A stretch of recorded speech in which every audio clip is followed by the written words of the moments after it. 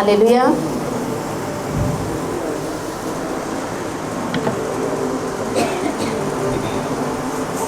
Church सभी अपने कदमों पर खड़े हो जाएं और कलाम को अपने लिए रिसीव करने के बाद आप अपनी जगहों पर बैठ जाएंगे। हालेलुया।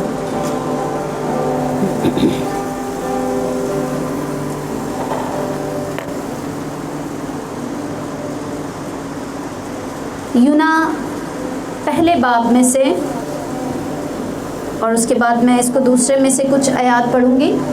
पहले बाब की दूसरी आयत में लिखा है कि उठ उस बड़े शहर नैनवा को जा और उसके खिलाफ मुनादी कर, क्योंकि उनकी शरारत मेरे हजूर पहुंची है। लेकिन यूना खुदावंद के हजूर से तरसीस को भागा और याफा में पहुंचा और वहां उसे तरसीस को जाने वाला जहाज़ मिला और वो किराया देकर उसमें सवार हुआ ताकि खुदावंद के हजूर से तरसीस को अहले जहाज़ के साथ जाए। दूसरी आयत में लिखा है, तब यूना ने मछली के पेट में खुदावंद अपने खुदा से ये दुआ की, मैंने अपनी मुसीबत में खुदावंद से दुआ की और उसने मेरी सुनी। मैंने पताल की तह से दुहाई दी, उसने मेरी फरियाद सुनी। सब कहिए आमीन आमीन। बैठ जाइए सब अपनी जगहों पर। और जितने खड़े हैं और काम कर रहे हैं, मैं चाहती हूँ आप अपने अपने काम को जल्दी से निपटा कर और संभाल कर अपनी जगहों पर बैठ जाएं और कलाम को तवज्जो से सुनें।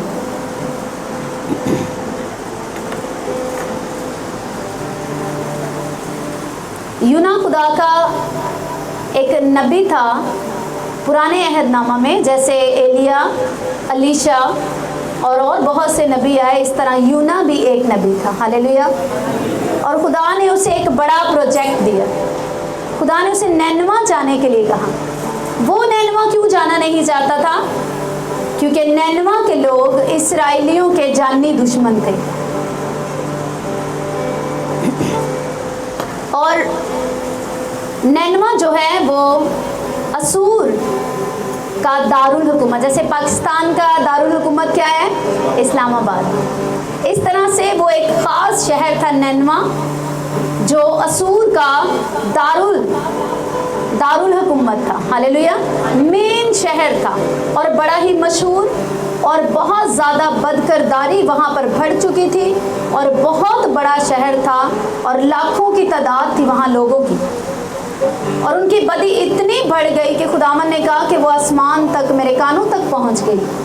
तो खुदा ने यूना से कहा कि तुम नैनवा जाओ, लेकिन उसने क्या किया? उसने कहा वो वहाँ जाना नहीं चाहता था क्योंकि वहाँ के लोग इस्राएलियों के दुश्मन थे, और वो इस बात से हैरान था कि खुदा मुझे हमारे दुश्मनों के बीच में क्यों भेजना चाहता है कि मैं वहाँ जाकर मुनादी करूँ। वो मेरे साथ कुछ भी, क्योंकि वो काट देते थे, मारते थे, और मारना, काट के फेंक देना ये आम सी बात थी उनके लिए। लड़ाई जंगजू टाइप के वो लोग थे और वो वहाँ नहीं जाना चाहता था। उसने क्या किया? उसने डिसाइड किया कि मैं नैनवा नहीं जाऊंगा, मैं तरसीस को चला जाऊंगा, भाग जाऊंगा, ताकि ये बात जो है वो मुझसे टल जाए। और आगे इसी बाब में, पहले ही बाब में लिखा है,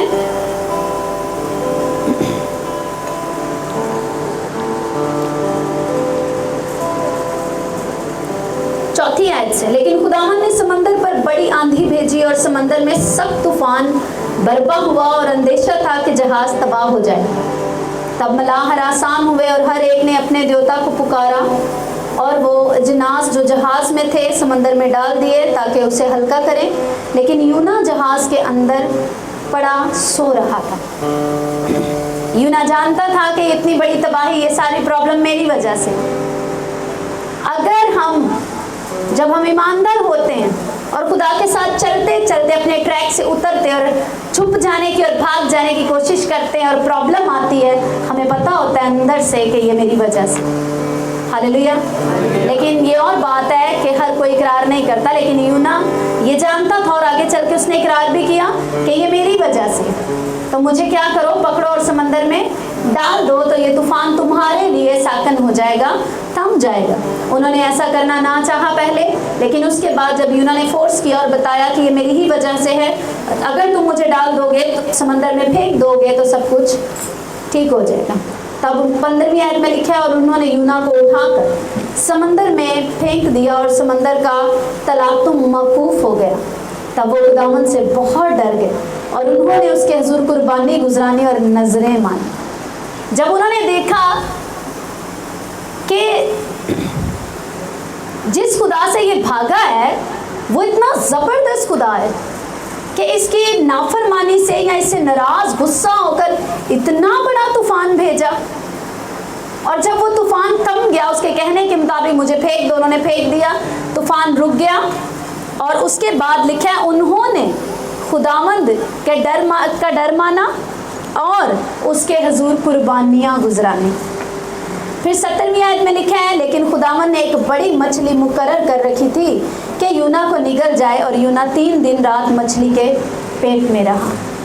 याद रखें, जब आप एक दफ़ा तौबा करके बपतिस्मा पाकर खुदावंद यीशु मसीह को अपना नजात दहिंदा मानने के बाद भागने की कोशिश करते हैं और वापस दुनिया की तरफ मुतवज्जा होते हैं, और जहाँ वो आपको भेजना चाहता है आप जाना नहीं चाहते, वो एक मुकर्रर करता है आपके लिए मछली कि आपको रखे थोड़ी देर अपने पेट में, और आपको याद आएगा कि मैंने खुदावंद की हुजूरी में वापस जाना है। हालेलुया। वो आपके लिए तैयार करता है, एक टाइम मुकर्रर करता है और आपको लेके आता है मछली के पेट में, ताकि आप उसकी दुहाई दें और आपको याद आए कि मैंने अपने खुदावंद के साथ बेवफाई की है, अपने इकरार और अपने अहद को तोड़ा है। हालेलुया। आज यहाँ पर आप इसलिए आए हैं और मुझे उसने इसलिए भेजा है कि आप ये जानें और इकरार करें उसकी हुजूरी में, और उस वक्त को याद करें जब आपने उसकी हुजूरी में इकरार किया या उसने कोई काम आपको सौंपा। वो बराह रास्त बात नहीं करता शुरू में, और जब हम उसके साथ वफादार रहते हैं और लगातार टिके रह जाते हैं वो बात भी करता है, आज भी करता है, बराह रास्त भी करता है। लेकिन शुरू में वो अपने कलाम के ज़रिए, अपने खादमों के ज़रिए हमसे बात करता है कि तू ऐसे नहीं करना, ये काम छोड़ दे, अच्छा अब इनसे अलग हो जा, ये गैदरिंग नहीं अच्छी, तुम्हें अलग होना पड़ेगा। छोड़ना नहीं चाहते, वो काम हम करना नहीं चाहते। अपने दिए हुए प्रोजेक्ट को हमें लगता है पता नहीं क्यों मुझे ये काम करने के लिए कहा जा रहा है, मैं ये करना नहीं चाहता। हम में से कितने हैं जो अपने काम को जब हमें सौंपा गया, हमें कोई जिम्मेवारी दी गई, काम दिया गया, तो हम यूना बने और हमने कहा मैं ये नहीं करना चाहता, मैं नहीं जाऊंगा, मैं नहीं जाऊंगी, मैं ये नहीं करूंगी।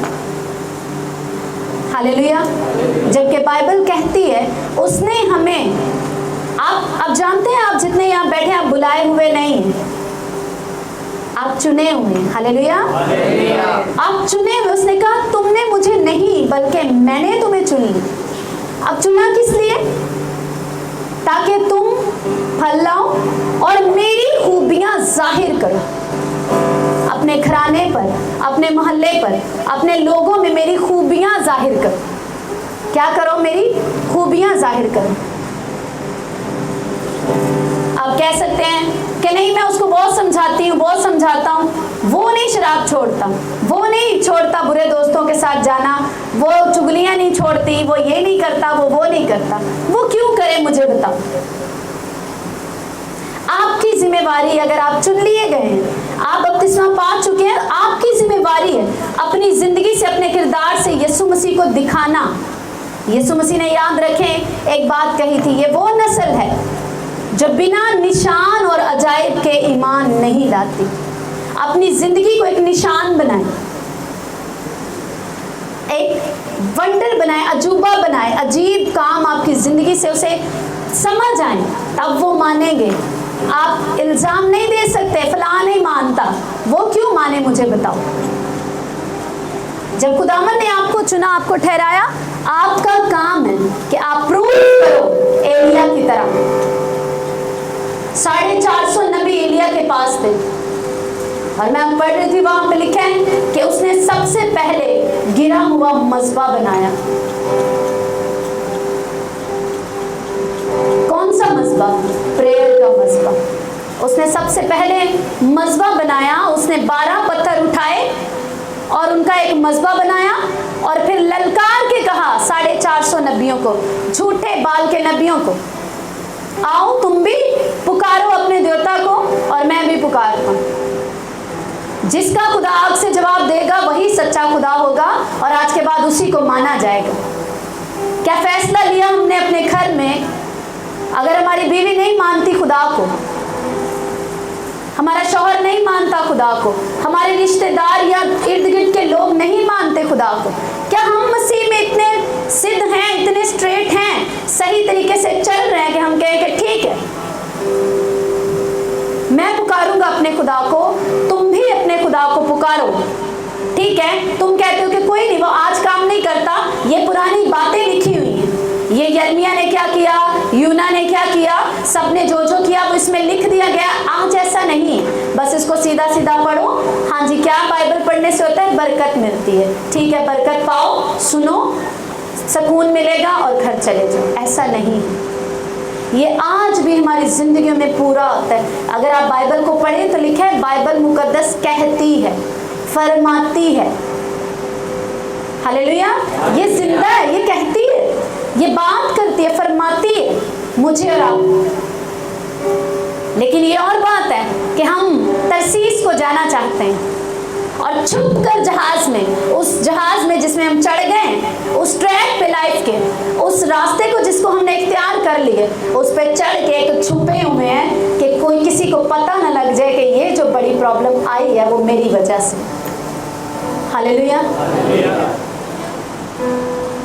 आपने साबित करना है, अपनी पर्सनल जिम्मेवारी आज आप लेके जाएंगे यीशु मसीह के नाम से। हालेलुया, कि मेरी जिम्मेवारी है।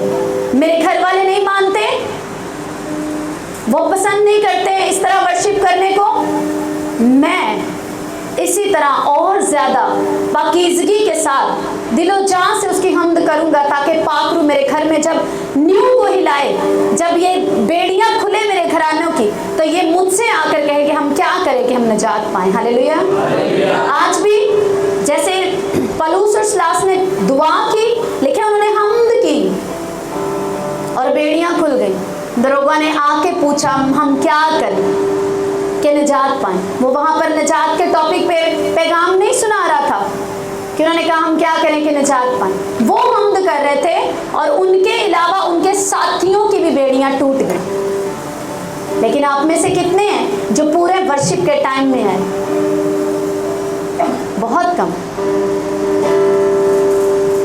क्योंकि ज्यादातर को पता है कि सरमन 8 बजे शुरू होता है। हालेलुया।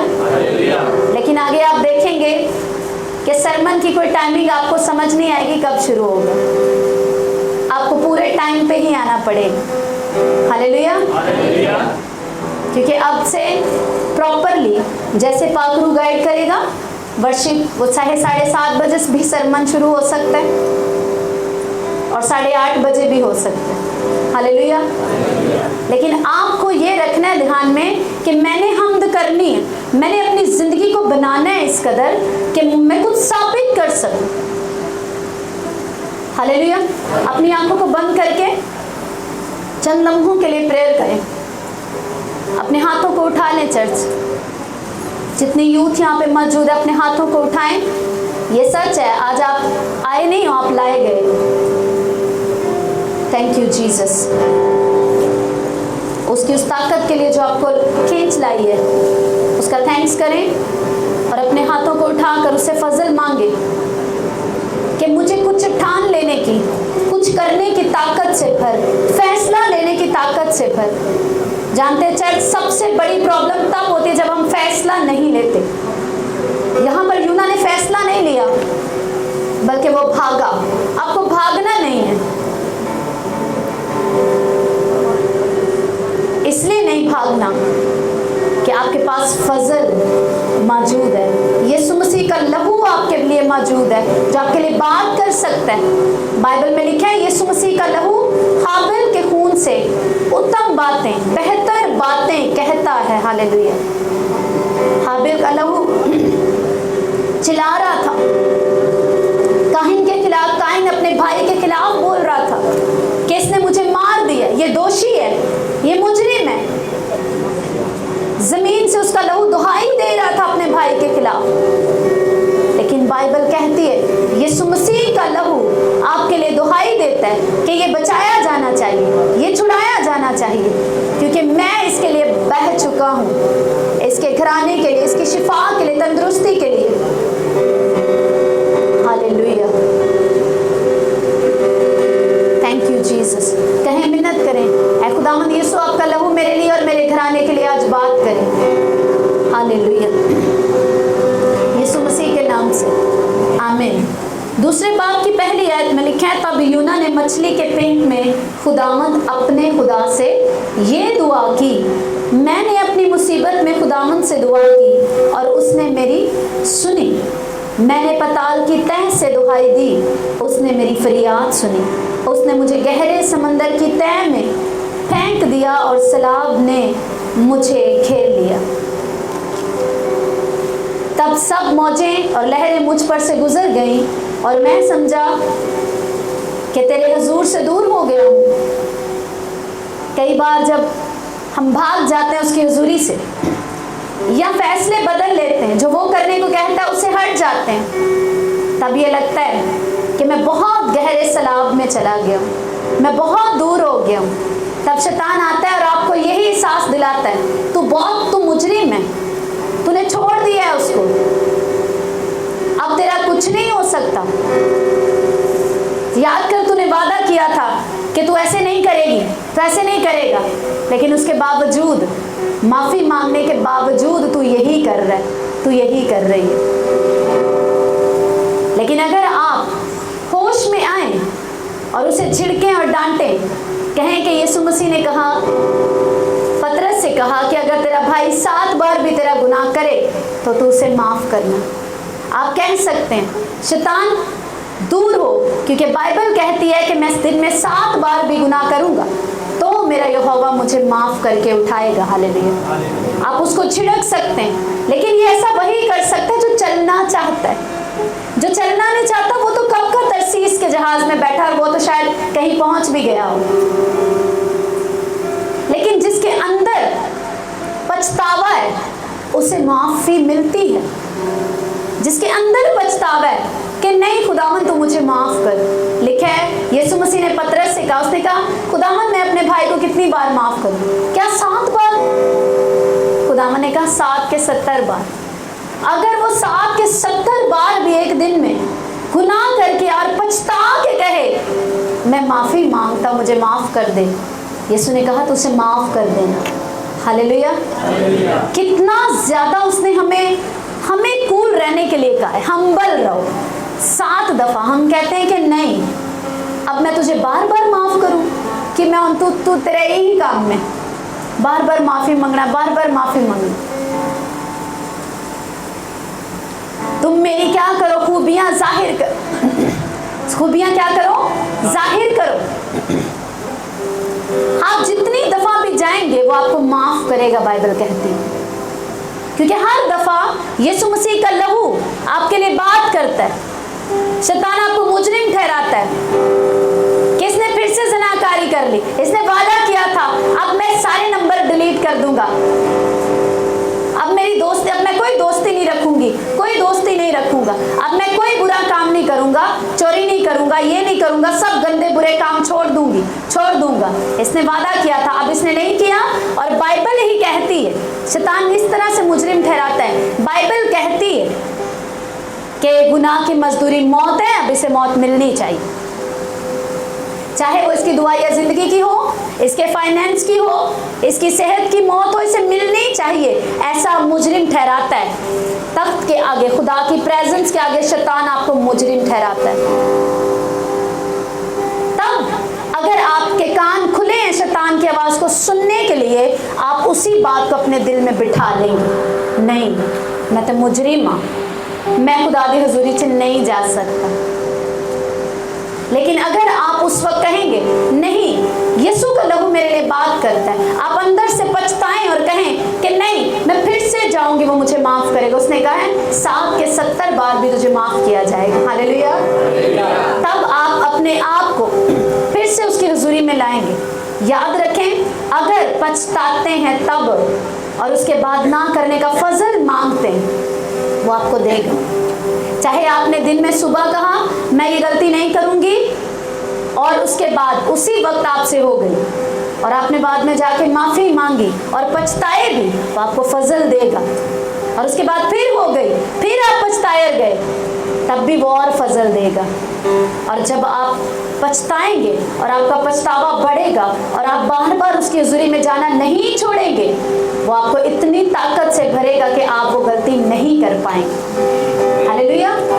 इसीलिए आपको ये सिखाया जाता है कि आपको कलाम में से दुआ करनी है। कलाम आपकी दुआ को ताकत देता है। और अगर आप कलाम को जानते ही नहीं, आपको नहीं पता चलेगा कि यीशु का लहू आपके लिए बात कर रहा है। आप यही समझेंगे बस अब मेरा कुछ नहीं हो सकता, क्योंकि शैतान आपको झूठ बोलता है कि अब तेरा कुछ नहीं हो सकता। और आप उसकी बात को जब यकीन करते हैं, वही यकीन आपके अंदर बैठ जाता है और फिर वो आपको कोशिश नहीं करने देता। हालेलुया। लेकिन यहाँ पर हम देखते हैं कि जब हम अपनी ट्रैक से उतरते हैं, कोई मुसीबत, कोई ऐसी तंगी, कोई ऐसी मछली, कोई ऐसा टाइम पीरियड वो हमारे लिए मुकर्रर कर देता है ताकि उसमें हमें एहसास हो कि मैंने गलती की, हाँ खुदावंद मैं तेरे खिलाफ गया। लेकिन ज़रूरी ये है कि उस वक्त आप यूना की तरह होश में आए और मछली के पेट में, जब उस प्रॉब्लम के टाइम में, जब कोई रोशनी नज़र नहीं आ रही, कोई उम्मीद नज़र नहीं आ रही, तब लिखा उसने पताल की तह में से खुदावंद अपने खुदा को याद किया, उसकी हजूरी में बैठा और प्रेयर की और उसने कहा कि पानी जो है वो मेरे सिर के ऊपर से क्या हो गया, गुजर गया। वो अंदर बैठा। आप उससे अपनी प्रॉब्लम के बिल्कुल निचले लेवल पे हो सकते हैं, जहाँ पे आपको लगे कि शायद इसके अगले वाला स्टेप जो है वो खाइए जिसमें मौत, और वही अगला मेरा स्टेप है। उसमें भी मैंने कहा वो आपके लिए आगे अपने हाथों को, अपने फरिश्तों को भेज सकता है जो अपने हाथों को आपके आगे करें और आपके पाँव जो है उनके हाथों पर आए और वो आपको बचाएगा। हालेलुया। वो इतना महान और कदूस है, कितना वो प्यार करता है आपसे। हालेलुया।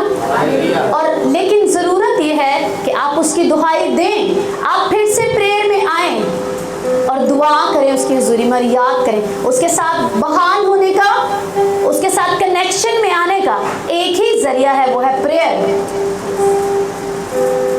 वो क्या है? प्रेयर, दुआ।